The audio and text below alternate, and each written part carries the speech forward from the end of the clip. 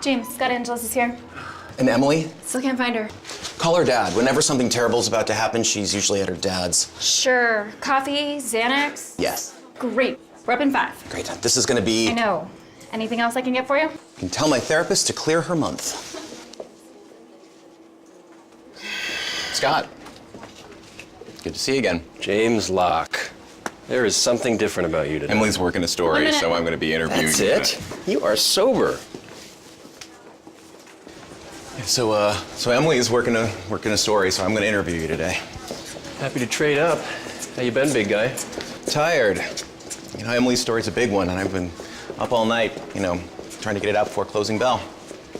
Hey, congrats on the new book, by the way. I tore right through it. Thank you. I was just in Bimini celebrating with my lady. It was a real kick seeing everyone reading it on the beach. Yeah, I'll bet.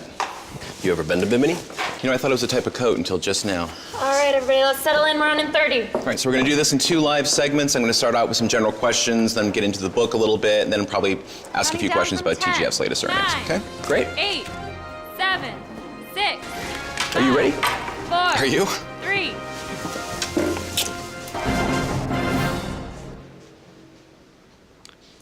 Should I just start, or? Excuse me, I swallowed a bug right before we went on the air. He's been called the Prince of Wall Street, but Scott Angeles, prodigal son of TransGlobal Financial Chairman David Angeles and the youngest chief investment officer in that bank's 50-year history, have the charm to make it in the family business. He's out with a new book today, Trading Up. Scott Angeles, welcome to the program. Thank you, James. It's good to be with you. That's a great tie. Thank you. So let's start with that nickname, the Prince of Wall Street. Sure. It's a lofty title. Does it come with a crown? No, it comes with power and money. I already had the crown. Belated congratulations on your recent marriage, by the way. Thank you. You broke my heart, Locke. I really thought that we had something special. Your father, as I mentioned, is TransGlobal's chairman, David Angeles. What is it like working for Dad? It's a lot like when I was growing up.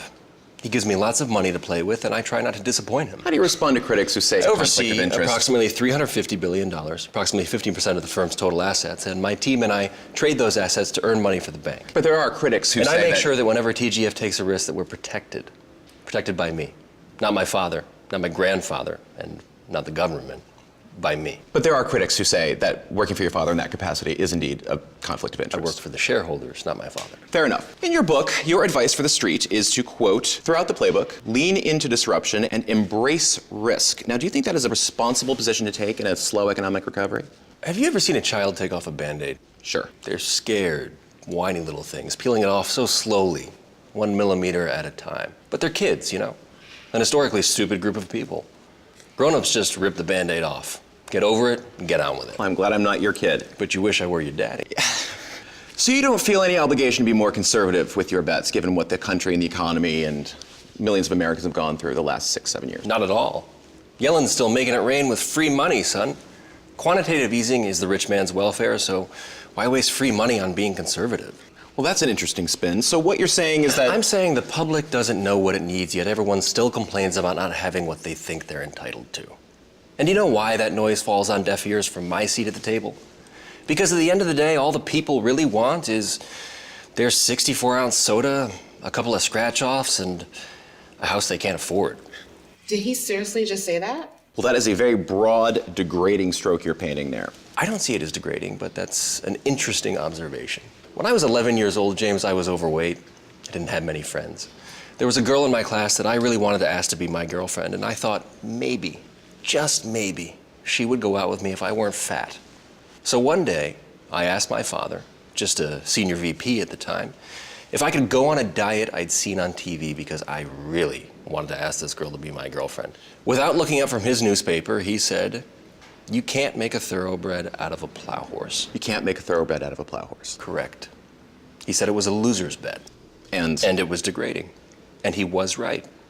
And I proved him wrong. Well, before we go to break, I want to let you know that I did read your book last night, and it is missing something. What's that? Your autograph. That's my clever way of asking you to sign my copy of your book. Excelsior, James. Very clever indeed. We'll be right back with Scott Angeles. And we're clear. Back in 90 seconds. You really did... Hold that thought. Take this upstairs.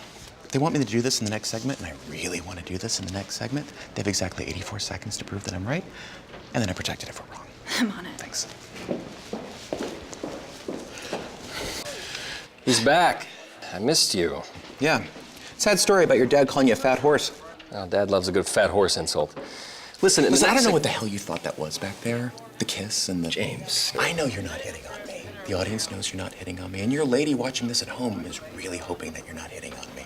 And I know that you need to win this interview the way that you win every broken human interaction you debag your way into. But it's not really working for you here. It's just unprofessional and it's obvious and it's creepy. And frankly, you're just bad at it, which is disappointing given your reputation.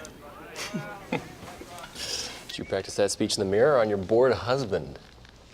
Just having fun with you. You're having fun at me. Knock it off, or I'll knock you out. Back in 5, 4, 3. We're back with Scott Angelis, author of the new book, Trading Up. Scott, what inspired you to write this book? Well, James, I believe in paying it forward by sharing knowledge, and frankly, I saw a real gap in the market for young Wall Street executive voices. So had you ever written anything before? Not unless you count a few sports stories for my school newspaper. What about memos? James, I've written so many memos that I actually wrote a memo to cut back on all the memos. I'll come back to that. First, I want to switch gears and ask you about TGF's recent quarterly earnings. We beat the street's expectations for the first time this year. How big a role did your hedging strategy contribute to TGF's quarterly gains? Well, I don't have the numbers in front of me, but I think we helped a little bit. And the losses? You can't win them all. If we had to lose, I'm glad it was only $4 million. Well, only $4 million is still a lot of money for most human beings. Well, good thing I'm not most human beings. Well, that's good, because while the $4 million was the reported number, I'm actually referring to a completely different number. Which number are you referring to, my friend? The other exponentially larger number, Scott. I'm referring to the $2 billion in proprietary trading losses that you told TGF's Auditing Oversight Committee to disregard. Whoa, shots fired. FNC has obtained this internal memo sent from TGF's Auditing Oversight Committee to you, CIO Scott Angelis. Just want to make sure that that is indeed you. I believe so. Great. The memo flags a significant accounting irregularity in the amount of $2 billion, which, by the way, is a lot of money even for irregular people, in unreported losses that are stemming directly from proprietary trades executed by you while you were the CIO of the TGF Treasury. Well, James, I did rehearse that one, yeah.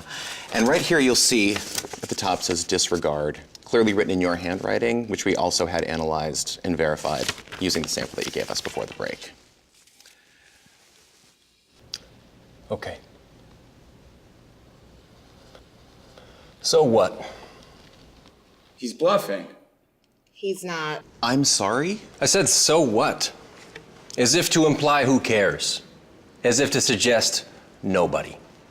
I know, I spoiled your big reveal, and frankly, James, I wish that you told me. I could have spent the last few minutes practicing a proper, who, me face? Do you want me to take it again? On behalf of all the TGF shareholders who probably aren't laughing right now, I have to ask you, do you have even a hint of a moral compass?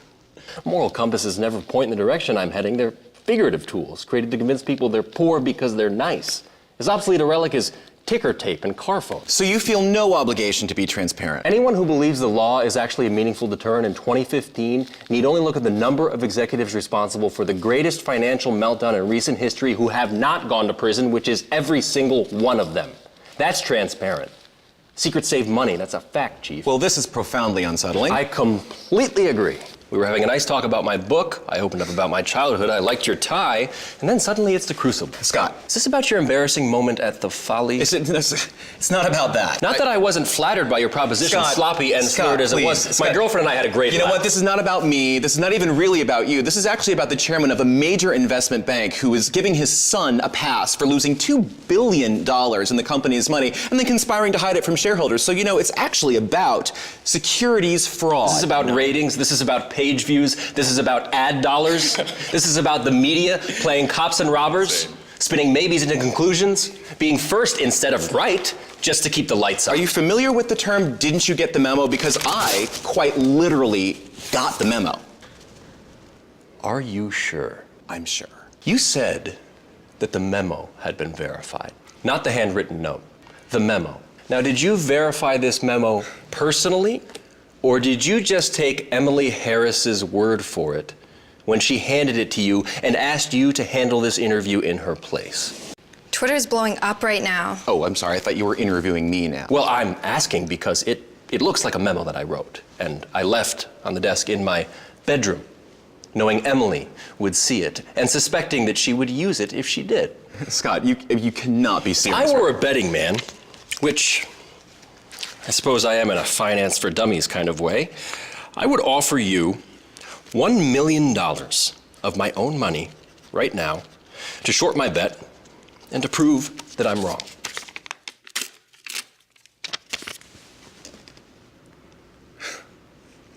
No? Oh, James, you were so flush with conviction a moment ago. You're either insecurely insane or insanely insecure. Your memo is a placebo. But you can definitely handcuff me, and I'm sure you'd love that, for poor penmanship. I will admit, the D in disregard looks kind of like a B. Trust but verify. Ronald Reagan said that in 1987. I was 2. Still holds up, though, don't you think? We will, of course, have to launch our own internal investigation into what you've just alleged against Oh, a of member course, this of network. course, of course. Take your time. Our lawyers love waiting. I think the takeaways here, aside from basic fact-checking, buy my book, and don't sniff around your boyfriend's garbage looking for stories, are if you don't bend the rules, you don't make money. If you don't make money, you upset the shareholders. You have to feed the beast, no matter how the sausage is made. So greed is good. No. Greed just is.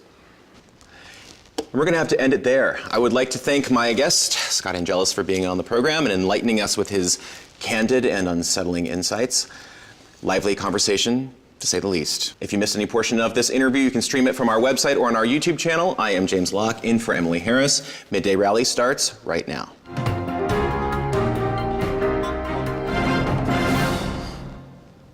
And we're clear. Damn, that is great TV! Can we have the room, please?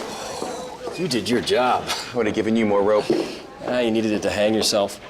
Someone should probably find Emily, by the way. She could use a friend and a lawyer. How do you make arrogance look so effortless? Same way you make empathy look so meaningless. Did your PR flags have a collective stroke? No, they can handle it. Hey, we're trending. I didn't think anyone actually watched this show. Great. James, sorry to interrupt. Yeah, Jen, it's not a great time. No, I gotta go anyway. Hey, this was fun. Yeah. They need to see you upstairs. It's urgent. Yeah, I know. No, you don't. Give me a minute.